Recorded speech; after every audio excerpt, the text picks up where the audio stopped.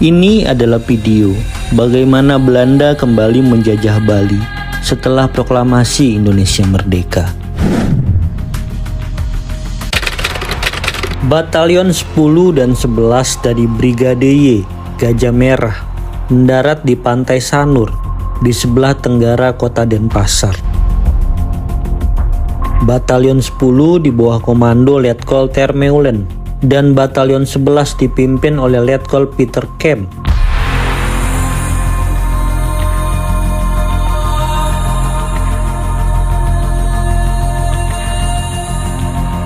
Pasukan Jepang yang sudah kalah perang tidak melawan. Setelah mendarat, Belanda langsung mengambil alih kekuasaan Bali dari Jepang.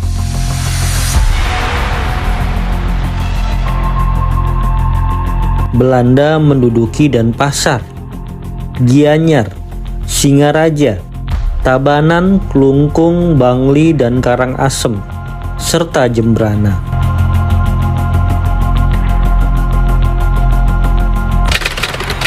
Di sela-sela penguasaan oleh Belanda, dilakukan seremoni pasukan Jepang di Bali yang menyerah secara resmi kepada sekutu, diwakili oleh Inggris.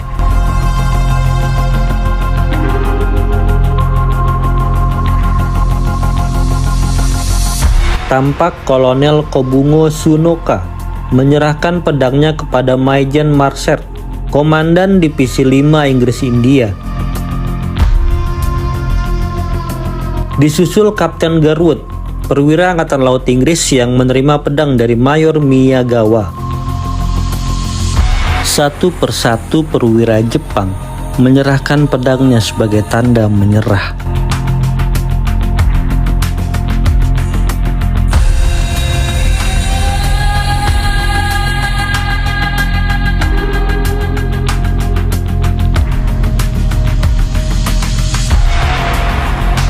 Kedepannya, Inggris memberi ruang yang sangat besar bagi Belanda untuk kembali menjajah Bali. Misalnya, pada 11 Maret 1946, Gubernur Sunda Kecil Mr. I Gusti Ketut Puja ditangkap.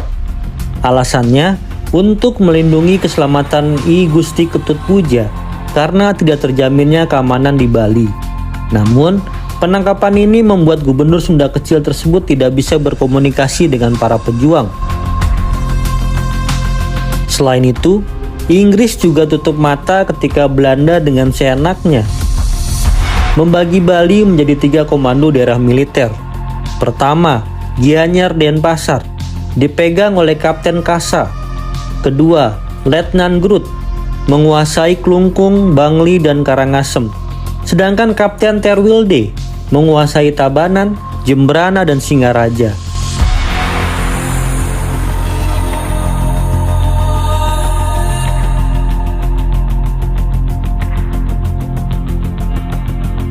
Invasi Belanda ini menghadapi perlawanan hebat dari pejuang Indonesia.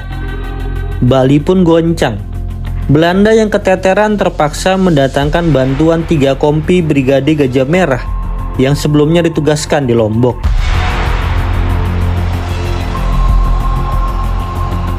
Meskipun berdarah-darah, Belanda akhirnya sukses menggebuk perlawanan rakyat Bali.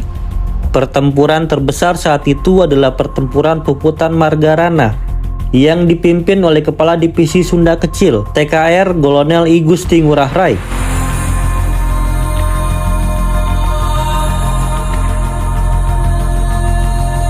Perlawanan terhadap Belanda terus berlangsung, meskipun Bali diklaim sebagai bagian negara Indonesia Timur.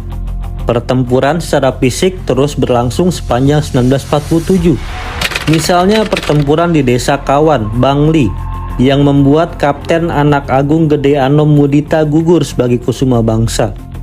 Juga pertempuran di Kabupaten Tabanan, yang membuat 5 pejuang dari Desa Lumbung gugur. Pada 1948, I Dewa Ketut Gateri gugur saat revolusi fisik di Buleleng.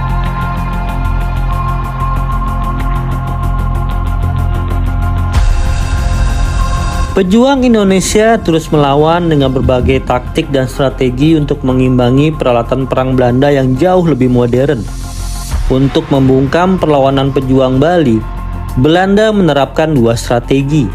Pertama, menggunakan teror dan kekerasan terutama di daerah-daerah pro-republik.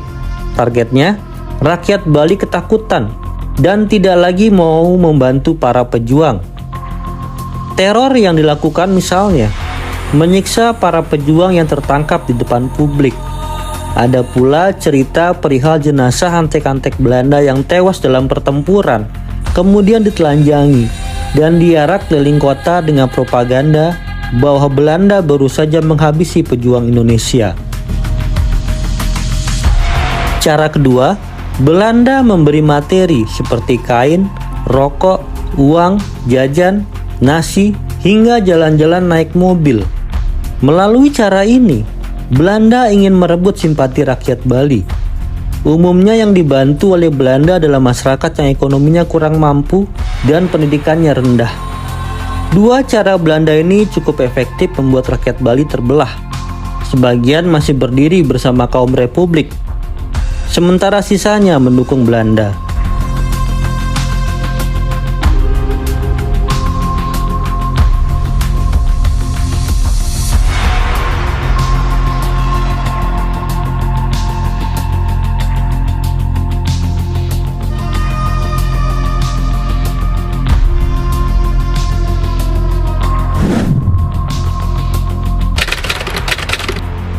Setelah sukses menguasai Bali, Belanda kemudian menginisiasi Konferensi Denpasar pada 7 hingga 24 Desember 1946. Konferensi ini dilaksanakan di Bali Hotel, hotel mewah bertaraf internasional pertama di Pulau Dewata.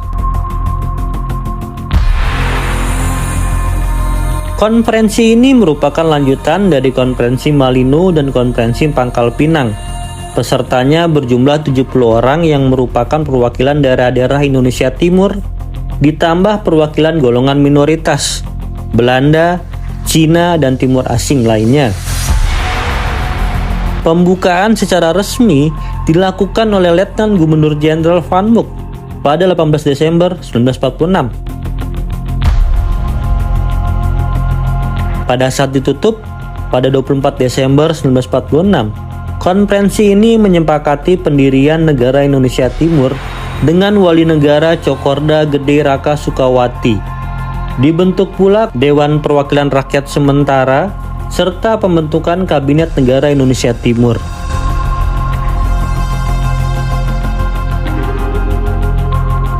Selain itu, dibentuk pula Komisi Mahkota, perantara dengan Kerajaan Belanda